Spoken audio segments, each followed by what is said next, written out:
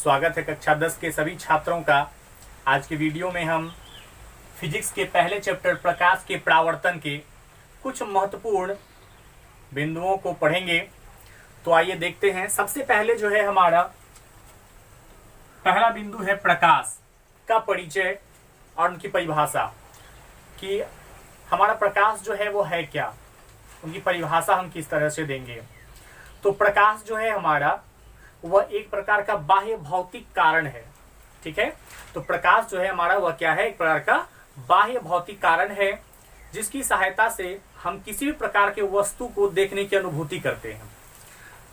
Suppose कि अगर जहां प्रकाश नहीं होती है वहां हम किसी भी प्रकार के वस्तु को स्पष्ट रूप से देख पाते हैं क्या? तो बिल्कुल नहीं देख पाते हैं। क्यों नहीं देख पाते हैं? क्योंकि वहां प्रकाश की उपस्थिति नहीं है। परंतु यदि उस अंधेरे स्थान में यदि प्रकाश की उपस्थिति होती है तो प्रकाश की उपस्थिति होते ही वहां रखी सभी प्रकार की वस्तुएं जो है हमें स्पष्ट रूप से दिखाई देने लगती है। अर्थात हम कह सकते हैं कि हमारा प्रकाश जो है वह बाह्य भौतिक कारण है जिसके द्वारा हम किसी भी वस्तु को स्पष्ट रूप से देखने की अनुभूति प्राप्त करते हैं। ठीक है, तो इस तरह से हम प्रकाश को जो है परिभाषित कर सकते हैं। हमारा प्रकाश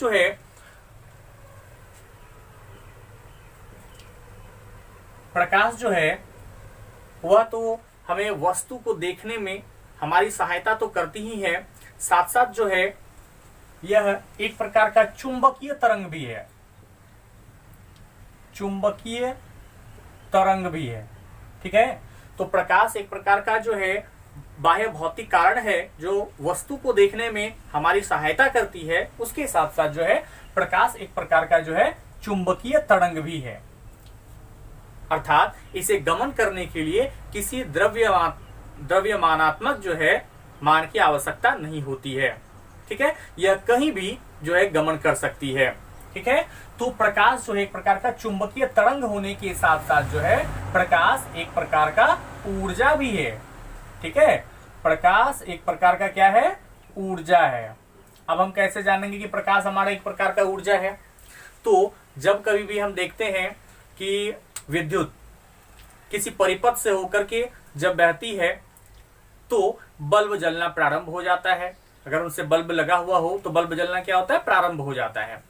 तो हम उसे कहते हैं कि विद्युत ऊर्जा का स्थानांतरण जो है वो प्रकाश ऊर्जा में होने लगता है। यानी हम कह सकते हैं कि जब बल्ब जलता है तो उससे प्रकाश का उत्सर्जन होना प्रारंभ हो जाता है। तो विद्युत ऊर्जा का जो है परिवर्तन जो है किसमें हो जाता है, प्रकाश ऊर्जा में। इस प्रकार हम कह सकते हैं कि प्रकाश हमारा क्या है, एक प्रकार का ऊर्जा है। तो प्रकाश हमारा एक प्रकार का क्या है, ऊर्जा भी है। ठीक है, तो प्रकाश जो है हमेशा जो है सीधी रेखा में गमन करती है। ठीक है, प्रकाश जो है हमेशा जो है सीधी रेखा में गमन करती है। वह कभी टेढ़ी मेढ़ी ना पथ पर जो है गमन नहीं करती है, बल्कि वह हमेशा जो है सीधी रेखा में गमन करती है। तो इस तरह से हमने जाना कि प्रकाश जो है हमारा एक प्रकार का बाह्य भौतिक कारण है जिसकी सहायता से हम किसी वस्तु को देखते हैं। जब अंधेरे में हम वस्तु को स्पष्ट रूप से नहीं देख पाते हैं, परंतु प्रकाश की उपस्थिति में किसी वस्तु को स्पष्ट रूप से देखते हैं, है ना। तो और भी हमने जाना प्रकाश के बारे में कि प्रकाश क्या है, हमारा एक प्रकार का विद्युत चुंबकीय तरंग है। अर्थात इसे जो है गमन करने के लिए किसी द्रव्यमानात्मक जो है माध्यम की आवश्यकता नहीं होती है, कहीं भी गमन कर सकती है। फिर हमने देखा कि प्रकाश जो है एक प्रकार का क्या है, ऊर्जा है। ठीक है, प्रकाश क्या है, एक प्रकार का ऊर्जा है। फिर अगला है हमारा प्रकाश जो है हमेशा सीधी रेखा में गमन करती है। प्रकाश के संदर्भ में ये चीजें हमें याद रखना है। ठीक है, उसके बाद है हमारा प्रकाश का वेग। दूसरा पॉइंट है हमारा प्रकाश का वेग। ठीक है, तो प्रकाश के वेग के संबंध में हम जानेंगे। तो प्रकाश का जो वेग होता है वह अलग अलग माध्यमों में जो है वह अलग अलग होता है। ठीक है, तो प्रकाश का जो वेग होता है अलग अलग माध्यमों में क्या होता है, अलग अलग होता है। जैसा कि हम जानेंगे यहाँ पे निर्वात या फिर हवा में। निर्वात वैसा स्थान जहां हवा भी मौजूद ना हो। ठीक है, और फिर दूसरा क्या है हमारा, हवा। निर्वात या फिर हवा में जो प्रकाश का वेग होता है वह होता है 3 × 10⁸ मीटर प्रति सेकेंड होता है। ठीक है, तो निर्वात या फिर अगर हम बोले हवा में जो प्रकाश की चाल होती है, वेग होती है वह क्या होती है, 3 गुणे 10⁸ मीटर प्रति सेकेंड होती है। ठीक है, और इसी को हम कह सकते हैं, अगर किलोमीटर में बताना चाहें तो कह सकते हैं 3 गुणे 10⁵ किलोमीटर प्रति सेकेंड। ठीक है, तो निर्वात या फिर हवा में जो प्रकाश का वेग होता है वह होता है 3 गुणे 10⁸ मीटर प्रति सेकेंड। अगर किलोमीटर में बताना चाहें तो 3 गुणे 10⁵ किलोमीटर प्रति सेकेंड होता है। अर्थात हम कह सकते हैं कि 1 सेकेंड में जो है हमारी प्रकाश जो है वह 3 लाख किलोमीटर की दूरी तय कर लेती है। तो इतनी स्पीड से हमारी प्रकाश जो है गमन करती है निर्वात में या फिर हवा में। अगला अगर देखिए, दूसरा अगर माध्यम देखें हम जल में, जल में जो है प्रकाश का जो वेग होता है तो 2.25 गुना 10⁸ मीटर प्रति सेकेंड, या फिर अगर हम किलोमीटर में जानना चाहें तो 2.25 गुना 10⁵ मीटर प्रति सेकेंड होता है। ये जल में जो है प्रकाश का वेग होता है। तो इसे भी याद रखना है हमें कि जल में प्रकाश का वेग क्या होता है हमारा, तो 2.25 गुना 10⁸ मीटर प्रति सेकेंड होता है, या फिर हम कह सकते हैं कि 2.25 गुना 10⁵ किलोमीटर प्रति सेकेंड होता है। ये हमारा जल में प्रकाश का वेग था। फिर और एक देख लेते हैं कांच में प्रकाश का वेग। जो हमारा कांच है, कांच में प्रकाश का जो वेग होता है 2 गुणे 10⁸ मीटर प्रति सेकेंड होता है। अगर हम इसे किलोमीटर में बताना चाहें तो 2 गुणे 10⁵ किलोमीटर प्रति सेकेंड होता है।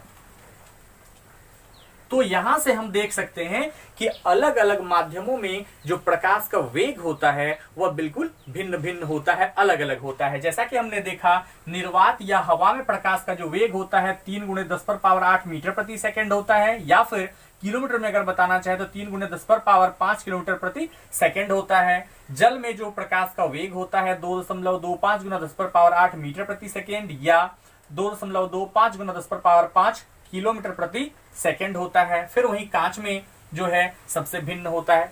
तो अर्थात हम कह सकते हैं कि अलग अलग माध्यमों में जो प्रकाश का वेग होता है वो बिल्कुल भिन्न भिन्न होता है, अलग अलग होता है, जैसा कि हम यहां से पता कर सकते हैं। तो अगर पूछा जाए कि प्रकाश का वेग सबसे अधिक किस माध्यम में होता है तो हम कह सकते हैं निर्वात या फिर हवा में प्रकाश का वेग सबसे अधिक होता है। और पूछा जाए यदि कि हमारा जो है प्रकाश का वेग सबसे कम निम्न किस माध्यम में होता है तो हम कह सकते हैं कि कांच में प्रकाश का वेग जो है सबसे निम्नतम होता है। तो अगला पॉइंट है हमारा किरण। किरण किसे कहते हैं? तो किरण जो होता है, जो हमारा प्रकाश है, प्रकाश का गमन का जो पथ होता है वही हमारा किरण कहलाता है। ये प्रकाश का गमन का जो पथ होता है, रास्ता जो होता है, वही हमारा क्या कहलाता है? किरण होता है। अभी अभी हमने पढ़ा था कि प्रकाश हमेशा सीधी रेखा में गमन करती है। अगर कोई प्रकाशीय बिंदु यहाँ पर हमारे पास है तो यहां से अगर वो प्रकाश का उत्सर्जन कर रही है तो प्रकाश जब सीधी रेखा में गमन कर रही है, जिस पथ से होकर वह गमन करती है, तो प्रकाश के गमन की जो पथ होती है वही पथ हमारा क्या कहलाता है? किरण कहलाता है। तो प्रकाश के गमन के पथ को ही हम क्या कहते हैं? प्रकाश का किरण कहते हैं। ठीक है। अब उसके बाद है हमारा कि हमारा प्रकाश पुंज या फिर किरण पुंज क्या होता है। तो किरणों के समूह को, ठीक है, किरण पुंज किसे कहेंगे या प्रकाश पुंज किसे कहेंगे? तो किरणों के जो समूह होते हैं, तो किरणों के समूह को ही हम क्या कहते हैं? किरण पुंज कहते हैं। ठीक है, किरणों के समूह को, ठीक है ना, किरणों के समूह को जो है किरण पुंज कहा जाता है। किरण पुंज कहते हैं या इसे ही प्रकाश पुंज कहा जाता है। ठीक है, तो किरणों के समूह को ही किरण पुंज या फिर प्रकाश पुंज कहते हैं। अब ये किरण पुंज या फिर प्रकाश पुंज जो होते हैं वह 3 तरह के होते हैं। किरण पुंज या फिर प्रकाश पुंज जो है वह कितने तरह के होते हैं? तो 3 तरह के होते हैं किरण पुंज या फिर प्रकाश पुंज, जिसमें सबसे पहला है हमारा समांतर किरण पुंज, दूसरा है हमारा अभिसारी किरण पुंज, फिर है हमारा तीसरा अपसारी किरण पुंज। तो इस तरह से हमारा जो है किरण पुंज जो है 3 प्रकार के होते हैं। पहला हमारा हो गया समांतर किरण पुंज, दूसरा हमारा हो गया अभिसारी किरण पुंज, और तीसरा हमारा हो गया अपसारी किरण पुंज। अब इन तीनों के बारे में हम जानेंगे कि हमारा समांतर किरण पुंज क्या होता है, अभिसारी किरण पुंज क्या होता है, और अपसारी किरण पुंज क्या होता है। यदि किरणों के समूह एक दूसरे के समांतर हो तो इस प्रकार की किरण पुंज को समांतर किरण पुंज कहते हैं। किरणों के समूह यदि एक दूसरे के क्या हो, समांतर हो, अर्थात हम कह सकते हैं कि अगर हमारा किरण जो है एक दूसरे के समांतर हो, ठीक है, तो यह हमारा क्या कहलाता है, समांतर किरण पुंज कहलाता है। उसके बाद है अभिसारी किरण पुंज। अभिसारी किरण पुंज ऐसा किरण पुंज होता है जिसमें फैली हुई प्रकाश की किरणें, या हम कह सकते हैं फैली हुई प्रकाश की किरणों का समूह जो है किसी एक बिंदु पर आकर जमा होता हुआ प्रतीत होता है, तो उसे जो है हम क्या कहते हैं, अभिसारी किरण पुंज कहते हैं। ठीक है, किसी एक बिंदु पर फैली हुई प्रकाश की किरणें जब आकर के जमा होती है, अभिसरित होती है, तो उसे हम क्या कहते हैं, अभिसारी किरण पुंज कहते हैं। वहीं यदि किसी एक बिंदु से प्रकाश का फैलना प्रतीत होता है, तो इस प्रकार की किरण पुंज को हम जो है अपसारी किरण पुंज कहते हैं। ठीक है, इस प्रकार की किरण पुंज को क्या कहते हैं, अपसारी किरण पुंज कहते हैं। तो इस तरह से हमने देखा कि हमारे पास किरण पुंज जो है 3 प्रकार के होते हैं। पहला हमारा है समांतर किरण पुंज, है ना, जिसमें किरणों के समूह जो है एक दूसरे के समांतर होते हैं। अभिसारी किरण पुंज, जिसमें किरणों के समूह जो है एक जगह एक बिंदु पर जो है कि सिमटती हुई प्रतीत होती है, आकर जमा होती हुई प्रतीत होती है। फिर तीसरा हमारा है अपसारी किरण पुंज, जो किसी एक बिंदु से किरणों के समूह जो है फैलती हुई प्रतीत होती है। इस प्रकार से हम कह सकते हैं कि किरण पुंज जो होते हैं वह 3 प्रकार के होते हैं। तो इस तरह से हमारा किरण पुंज कंप्लीट हो गया। उसके बाद है हमारा आत्मदीप्त एवं अदीप्त पदार्थ। आत्मदीप्त पदार्थ किसे कहते हैं और अदीप्त पदार्थ किसे कहते हैं? तो पहला है हमारा आत्मदीप्त। आत्मदीप्त पदार्थ, ये आत्मदीप्त पदार्थ ऐसे पदार्थ होते हैं जो स्वयं प्रकाश का उत्सर्जन करता है। वैसे पदार्थ जो प्रकाश का उत्सर्जन स्वयं करे उसे हम आत्मदीप्त पदार्थ कहते हैं। जैसे हमारा सूर्य हो गया, जैसे हमारा तारा हो गया, जैसे दीपक हो गया, ये सभी के सभी ऐसे पदार्थ हैं जो आत्मदीप्त पदार्थ हैं, अर्थात ये प्रकाश का उत्सर्जन स्वयं करता है। ठीक है, और दूसरा है हमारा अदीप्त पदार्थ। अदीप्त पदार्थ जो है वह ऐसे पदार्थ होते हैं जो स्वयं प्रकाश का उत्सर्जन नहीं करता है। ठीक है, जो स्वयं प्रकाश का उत्सर्जन नहीं करे उसे हम क्या कहते हैं, अदीप्त पदार्थ। जैसे हो गया चंद्रमा। चंद्रमा को अपना प्रकाश नहीं होता है, वह सूर्य के प्रकाश को परावर्तित करके जो है पृथ्वी पर भेज देती है, अर्थात हम कह सकते हैं कि चंद्रमा हमारा क्या है, एक प्रकार का अदीप्त पदार्थ है। ठीक है, तो इस तरह से ये आत्मदीप्त और अदीप्त पदार्थ है हमारा। आत्मदीप्त पदार्थ में सूर्य हो जाएगा, तारा हो जाएगा, दीपक हो जाएगा, और अदीप्त पदार्थ में हमारा चंद्रमा हो जाएगा, है ना। इस तरह से अगला है हमारा पारदर्शी, अपारदर्शी एवं पारभासी पदार्थ। तो सबसे पहले हम जानेंगे पारदर्शी के बारे में। पहला हमारा पारदर्शी पदार्थ। देखिए, तो पारदर्शी पदार्थ जो होता है वह ऐसा पदार्थ होता है जिनसे होकर के प्रकाश जो है आर पार गमन कर जाती है, पूरी तरह से गमन कर जाती है, उसे हम कहते हैं पारदर्शी पदार्थ। जैसे हमारा हो गया लेंस, कांच। ठीक है, तो इस तरह के जो पदार्थ हैं वह पारदर्शी पदार्थ कहलाते हैं, जिनसे होकर के प्रकाश एक पार से दूसरे पार आसानी से गमन कर जाती है। तो इस प्रकार के जो पदार्थ होते हैं वह क्या कहलाते हैं, पारदर्शी पदार्थ कहलाते हैं। जैसे लेंस से बने हुए चश्मे हम लोग जो है पहनते हैं तो हमें लेंस के उस पार की वस्तुएं भी स्पष्ट रूप से दिखाई देती है।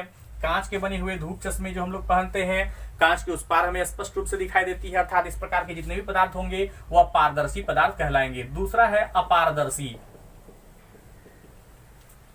अपारदर्शी पदार्थ, तो अपारदर्शी पदार्थ ऐसे पदार्थ होते हैं जिनके आर पार प्रकाश जो है गमन नहीं कर पाती है। तो जिनके आर पार प्रकाश गमन नहीं कर पाती है तो इस प्रकार के जो पदार्थ कहलाएंगे वह अपारदर्शी पदार्थ कहलाएंगे। अर्थात यदि कोई वस्तु प्रकाश के सामने रख दिया जाए तो प्रकाश की किरणें इस ओर से इस ओर पार नहीं कर पाएगी, वह टकरा करके वापस लौट जाएगी या फिर उन्हें वह ग्रहण कर लेगा, अवशोषित कर लेगा, इस पार से उस पार उसे गमन करने के लिए नहीं देगा। इस प्रकार के जो पदार्थ होते हैं वह अपारदर्शी पदार्थ कहलाते हैं। जैसे हो गया ईंट, पुस्तक,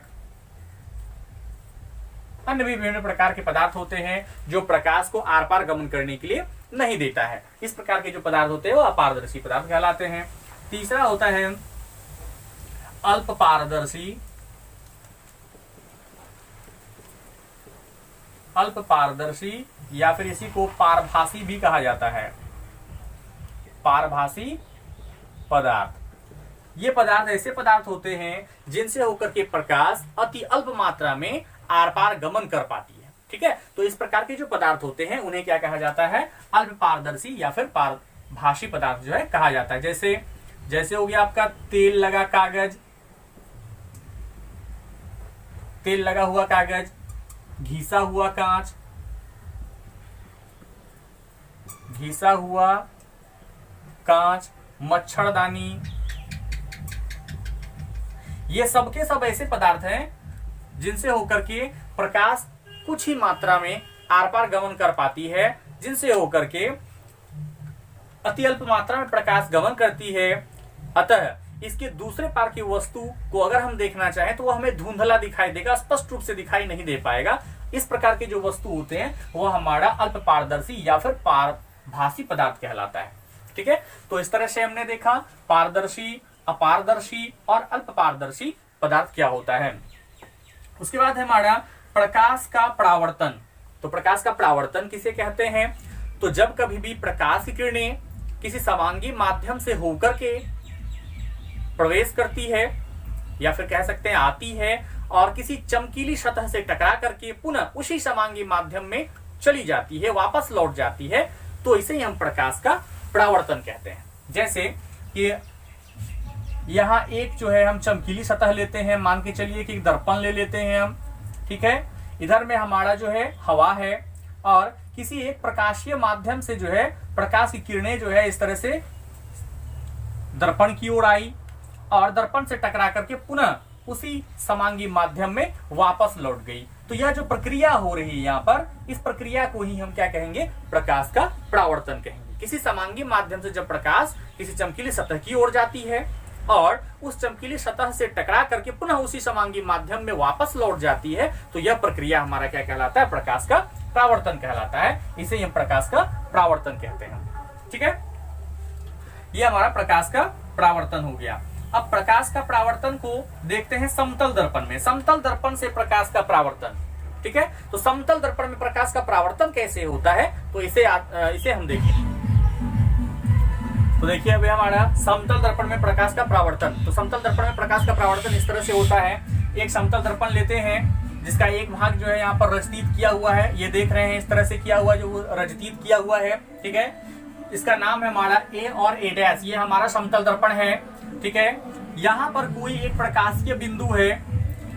ठीक है, प्रकाशीय बिंदु है जो प्रकाश का क्या कर रहा है? उत्सर्जन कर रहा है। ठीक है, तो यह प्रकाश की किरणें जो है यहाँ से दर्पण की ओर, ये जो है हमारा हवा है, यहाँ पर एक समांगी माध्यम है, यहाँ भी हमारा हवा है, एक समांगी माध्यम है। इस प्रकाशीय स्रोत से प्रकाश की किरणें निकल करके समांगी माध्यम से होकर के, हवा से होकर के वह दर्पण की ओर आती है और दर्पण में टकरा करके पुनः उसी माध्यम में, उसी समांगी माध्यम में अर्थात हवा में चली जाती है।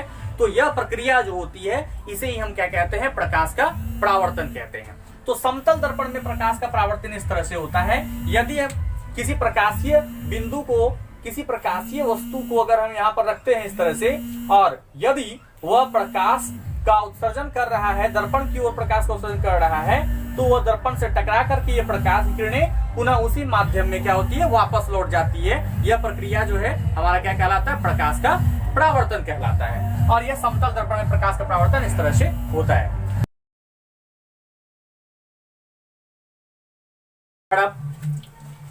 प्रकाश के परावर्तन के नियम। तो प्रकाश के परावर्तन के नियम को भी हम देखेंगे। तो इस तरह से हमने अभी देखा था कि हमारे पास एक समतल दर्पण था जिसका एक भाग रजतीत किया हुआ था या फिर हम कह सकते हैं पेंट किया हुआ था, जिसका नाम जो था हमारा ए और ए डैश था, जिसमें एक प्रकाश की किरण जो है इस तरह से दर्पण की ओर आई, दर्पण से टकरा करके पुनः जो है उसी माध्यम में वह लौट गई थी, उसी समांगी माध्यम में लौट गई थी। तो सबसे पहले हमें जानना है प्रकाश के परावर्तन के नियम को जानने से पहले कुछ प्रकाश से के परावर्तन से संबंधित कुछ बिंदुओं को जान लेना आवश्यक है, जिसे हम जानते हैं। प्रकाशीय बिंदु से दर्पण की ओर जो आने वाली प्रकाश किरण होती है उसे आपतित किरण कहा जाता है, उसे आपतित किरण कहते हैं। यानी कह सकते हैं किसी अगर प्रकाशीय स्रोत से, मान लिया जाए कि यहाँ पर टॉर्च है, वह टॉर्च से अगर दर्पण की ओर अगर प्रकाश को हम इस तरह से क्या कर रहे हैं, भेज रहे हैं, ठीक है, तो दर्पण की ओर आने वाली जो प्रकाश होगी उस प्रकाश के किरण को हम क्या कहेंगे, आपतित किरण कहेंगे। और वहीं दर्पण से टकरा करके पुनः लौटने वाली जो प्रकाश होगी उसे कहेंगे परावर्तित किरण। परावर्तित किरण कह सकते हैं कि दर्पण से टकराकर जो लौटने वाली प्रकाश होगी उसे हम परावर्तित किरण कहेंगे। तो हमारा जो आपतित किरण और परावर्तित किरण है, इन दोनों के मध्य में जो है एक काल्पनिक लंब डाला जाता है। इस लंब को जो है अभिलंब कहा जाता है। ठीक है, इस लंब को क्या कहा जाता है, अभिलंब कहा जाता है। ठीक है, तो ये हमारा अभिलंब हो गया। तो इस तरह से हमने देखा कि दर्पण की ओर आने वाली किरण को आपतित किरण कहते हैं और दर्पण से टकरा करके लौटने वाली किरण को जो है परावर्तित किरण कहते हैं। और आपतित किरण और परावर्तित किरण के मध्य में जो डाली गई लंब होती है उसे हम अभिलंब कहते हैं।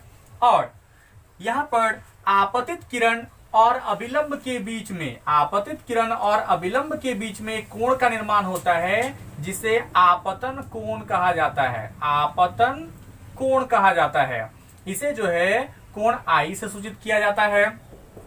वहीं परावर्तित किरण और अभिलंब के बीच में यहां एक कोण का निर्माण होता है। इस कोण को कहते हैं परावर्तन कोण। ठीक है, इस कोण को क्या कहा जाता है, तो परावर्तन कोण कहा जाता है। इसे कोण आर से सूचित किया जाता है। तो परावर्तन से संबंधित इन सारी चीजों को जो है याद रखना है, बड़ा ही महत्वपूर्ण है ये, है ना। सबसे पहले आपतित किरण, तो दर्पण की ओर या चमकीली सतह की ओर आने वाली किरण को आपतित किरण कहते हैं और चमकीली सतह से टकराकर लौटने वाली किरण को परावर्तित किरण कहते हैं। आपतित किरण परावर्तित किरण के मध्य डाले गए लंब को अभिलंब कहते हैं। आपतित किरण और अभिलंब के बीच में बने कोण को आपतन कोण कहते हैं। परावर्तित किरण और अभिलंब के बीच बने कोण को परावर्तन कोण कहते हैं। इन सारी चीजों को याद रखना है। अब है परावर्तन से संबंधित नियम। परावर्तन के नियम, तो प्रकाश के जो परावर्तन है इनके दो नियम होते हैं। ठीक है, प्रकाश के परावर्तन के कितने नियम होते हैं, दो नियम होते हैं। सबसे पहला नियम क्या है, इसे देखते हैं। इस चित्र के माध्यम से हम दोनों ही नियम को पता कर सकते हैं। तो सबसे पहला नियम हमारा, आपतित किरण परावर्तित किरण और इन दोनों के मध्य में डाला गया जो अभिलंब है वह तीनों एक ही तल में होते हैं। ये हमारा पहला नियम है। प्रकाश के परावर्तन के पहला नियम है, आपतित किरण परावर्तित किरण एवं अभिलंब तीनों एक ही तल में होते हैं, एक ही तल में होते हैं। ठीक है, ये हमारा पहला नियम था कि आपतित किरण परावर्तित किरण और अभिलंब तीनों एक ही तल में होते हैं। दूसरा नियम हमारा, कोण आई बराबर होता है कोण आर के। यानी हम कह सकते हैं कि हमारा जो आपतन कोण है, आपतन कोण बराबर होता है परावर्तन कोण के। ठीक है, तो हमारा जो आपतन कोण है वह किसके बराबर होता है, परावर्तन कोण के बराबर होता है। तो आज हमने प्रकाश के परावर्तन से संबंधित कई महत्वपूर्ण बिंदुओं पर जो है जानकारी प्राप्त किए हैं, है ना। यदि आपको वीडियो अच्छा लगा हो तो वीडियो को लाइक जरूर करें और शेयर करें।